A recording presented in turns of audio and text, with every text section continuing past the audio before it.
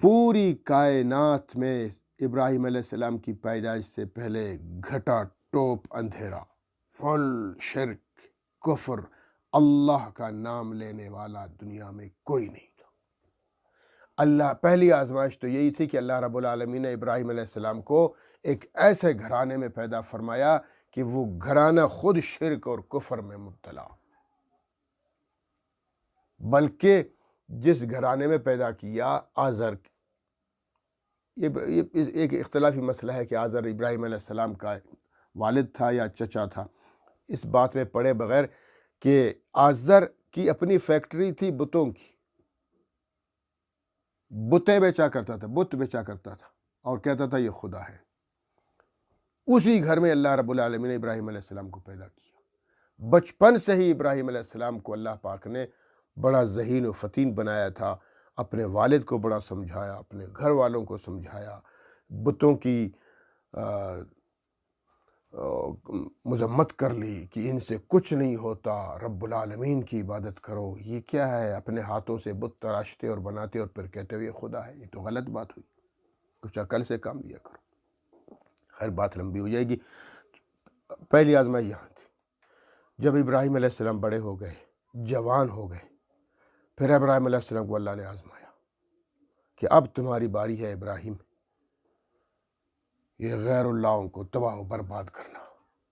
एक दिन आया, तमाम नमरूद बादशाह था, तमाम नमरूदी पूरी कौम अपने फंक्शन और अपनी ईद का जो उनका दिन था सब बाहर गए, तो इब्राहीम अलैहिस्सलाम नहीं गए और पीछे से बुत कता में गए और वो जो बुत रखे हुए थे जिनमें 7 बड़े बड़े बाकी 300 छोटे छोटे, वो सारे बुतों को इब्राहीम अलैहिस्सलाम ने कुल्हाड़ी से मार के तबाह बर्बाद कर दिया। किसी का हाथ काटा, किसी का सर काटा, किसी का पेट फाड़ा, और जो बड़ा बुत था उसके ऊपर कुल्हाड़ा रखा। शाम को जब आ गए, नमरूद आया, सबसे पहले बुत कदम में गया, बुत खाने में गया, इबादत की गर्ज से देखा तो वहाँ तो सारे गिरे पड़े हैं, टूटे हुए हैं और बड़े के कंधे पे कुल्हाड़ा है। पूछा ये किसने किया? लोगों ने कहा भाई बुतों का मुखालिफ तो कोई नहीं है, ये काम कोई नहीं कर सकता। एक लड़का है, फ़तन यज़कुर इब्राहीम, एक लड़का है जवान, और जब उसको इब्राहीम कहते हैं, उसी ने किया होगा। बुलाया गया उनको, इब्राहीम अलैहिस्सलाम किया क्या? इब्राहीम अलैहिस्सलाम ने कहा वो देखो वो बड़े के कंधे पे कुल्हाड़ा है, क्या पता उसका गुस्सा आ गया होगा, उसी ने मार दिया होगा, पूछो उससे अगर वो बात करता है। नमरूद ने कहा ये तो बात नहीं कहता। कहते उफ़ है तुम्हारे लिए, उफ़्फ़िल लकुम वलिमा ताबदून, तुम्हारे लिए अफसोस है, फिर इनकी इबादत क्यों करते हो? तो बोल भी नहीं सकते, फिर इनको खुदा बना लेते हो। खैर नमरूद ने मीटिंग की और फैसला यह हुआ कि इब्राहीम अलैहिस्सलाम को आग में डाल दो, जिंदा जला दो। ये अगली आजमाइश थी इब्राहीम अलैहिस्सलाम की। कितनी सख्त आजमाइश थी। इब्राहीम अलैहिस्सलाम ने खंदा पेशानी से कबूल किया, मैं अपने रब के मुकाबले में जो मुसीबत आती है, जो तकलीफ़ और आजमाइश आती है, जो इम्तिहान आता है, मैं बरसर व चशम कबूल करता हूँ। डाल दो मुझे, कोई फ़र्क नहीं पड़ता। मैं डरने वाला नहीं हूँ, बाज आने वाला नहीं हूँ, मैं अभी भी अपने अकीदे पर कायम व दायम हूँ। इब्राहीम अलैहिस्सलाम को आग में डाल दिया गया, बड़ी आग जलाई गई, उसमें डाल दिया गया। आग में डालने से पहले सैयदना इब्राहीम अलैहिस्सलाम के लिए अल्लाह रब्बुल आलमीन, चूँकि देखने वाली अलीम बिज़ात सुदूर, अलीम व खबीर ज़ात है, देख रहा है कि मेरा बंदा आजमाइश में पूरा उतर रहा है, अकीदा बड़ा मजबूत है, सख्त है, तो अल्लाह रब्बुल आलमीन ने डायरेक्ट आग को हुक्म दे दिया, कुलना या नार कूनी बरदम व सलामन अला इब्राहीम। हमने आग को हुक्म दिया डायरेक्ट कि आग ठंडी हो जा। आज रिवायात में है उस दिन सारी आग दुनिया की ठंडी हो गई थी और इब्राहीम अलैहिस्सलाम सही सलामत। फिर अगली आजमाइश आ गई। लोगों ने देखा कि भाई मसला ख़राब है, जला वतन कर दो, नहीं तो फिर ये दीन को, हमारे दीन को जो आबाई दीन है, ख़त्म कर देगा। और इब्राहीम अलैहिस्सलाम के लिए अगली आजमाइश, अल्लाह का हुक्म आया मेरे पैगम्बर हिजरत करके शाम चले जाए। ये बाबुल का शहर था, इराक़ का शहर था जहाँ नमरूद था, शाम चले जाए।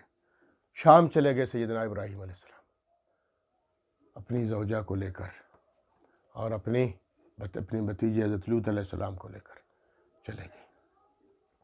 جب وہاں پہنچے سکھ کا سانس لیا، وہاں بیٹا اللہ پاک نے عنایت فرمایا سیدنا اسماعیل علیہ السلام۔ جیسے بچہ پیدا ہوا آزمائش پھر آ گئی۔ میرے پیغمبر یہاں سے بھی چلے جائیں، ہجرت کریں، اپنے نومولود بچے کو اور اپنی بیوی اپنی زوجہ پاک حضرت حاجرہ علیہ السلام کو لے لیں اور چلے جائیں۔ کہاں جانا ہے آپ کو جبرائیل بتا دیں گے۔ روایت میں ہے جہاں بھی کوئی سرسبز علاقہ آتا تو حضرت ابراہیم علیہ السلام فرماتے جبرائیل یہ جگہ ٹھیک نہیں، تو جبرائیل علیہ السلام فرماتے کہ نہیں اللہ کے رسول، اللہ کا حکم یہاں کا نہیں ہے، آگے چلیے۔ ایک ایسی جگہ لے جانا تھا جہاں سیدنا ابراہیم علیہ السلام سے خانہ کعبہ بنوانا تھا، بیت اللہ شریف اللہ نے اپنا گھر بنوانا تھا۔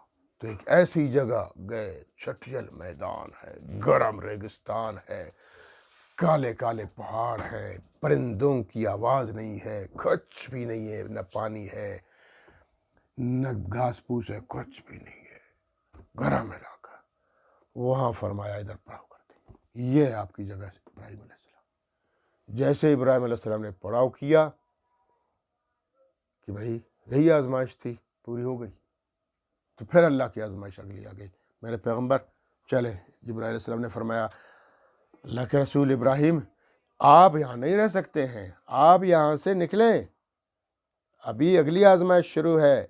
آپ نے اپنے نومولود بچے کو اور اپنی زوجہ مبارکہ کو چھوڑ کے پھر دوبارہ شام چلے جانا ہے۔ اللہ اکبر کبیر۔ سیدنا ابراہیم علیہ السلام نے جب دیکھا کہ میرے رب کی طرف سے اگلی آزمائش ہے اور میں نے چلے جانا ہے، وہ تو اللہ کی محبت میں فنا تھے۔ سیدنا ابراہیم علیہ السلام فنا فی اللہ تھے، اتنا بھی گوارا نہیں کیا کہ اپنی زوجہ پاک کو بتا دے کہ میں جا رہا ہوں، اللہ کا حکم ملا، نکل گئے۔ جیسے چلے گئے حضرت حاجرہ نے دیکھا کہ اللہ کے رسول تو جا رہے ہیں، آواز دی ابراہیم علیہ السلام کہاں جا رہے ہیں؟ سوچا جواب دوں گا اللہ ناراض نہ ہو جائے، پھر آواز دی سیدہ حاجرہ نے کہ ابراہیم علیہ السلام اللہ کے نبی آپ ہمیں اس لک و دک بیابان میں چھوڑ کے کہاں جا رہے ہیں؟ بے آب و گیا میدان میں چھوڑ کے کہاں جا رہے ہیں؟ اس گرم علاقے میں کہاں جا رہے ہیں؟ پھر بھی جواب نہیں دیا۔ تو آخر وہ بھی پیغمبر کی زوجہ پاک تھیں، سمجھ گئیں کہ کوئی ماجرا ہے، پھر آواز دی تیسری بار کہ اللہ کے رسول شاید اللہ کا حکم ہے آپ کو، تو فرمایا جی مجھے اللہ کا حکم ہے، تو سمجھ گئیں۔ فرمایا ٹھیک ہے، جب اللہ کا حکم ہے پھر اللہ انشاءاللہ ہمیں بھی ضائع نہیں کرے گا، جائیں آپ اللہ کا حکم پورا فرما دیں۔ تو سیدنا ابراہیم علیہ السلام وہاں سے نکل گئے۔ اگلی آزمائش، کیا آزمائش ہے، اور آگے بھی آزمائش ہے، پھر درمیان میں آتے جاتے تھے اللہ کے حکم سے۔ فلما بلغ معه السعی، جب اسماعیل علیہ السلام چلنے پھرنے لگ گئے، اگلی آزمائش آ گئی۔ کیا آزمائش ہے؟ خواب دیکھا سیدنا ابراہیم علیہ السلام نے، اور اپنے خواب کو عقیدہ کے بیٹے سے بتایا کہ بیٹا میں نے خواب دیکھا ہے، انی اذبحک، میں آپ کو ذبح کر رہا ہوں، فانظر ماذا تری، بتاؤ کیا رائے تمہاری؟ آخر وہ بھی پیغمبر کا بیٹا ہے، کہا ستجدنی انشاءاللہ من الصابرین، ابو جی فافعل ما تؤمر، جو آپ کو حکم ملا ہے وہ کر گزریے، انشاءاللہ مجھے صابرین میں سے پائیں گے۔ اور عظیم مرتبے پہ فائز فرمایا۔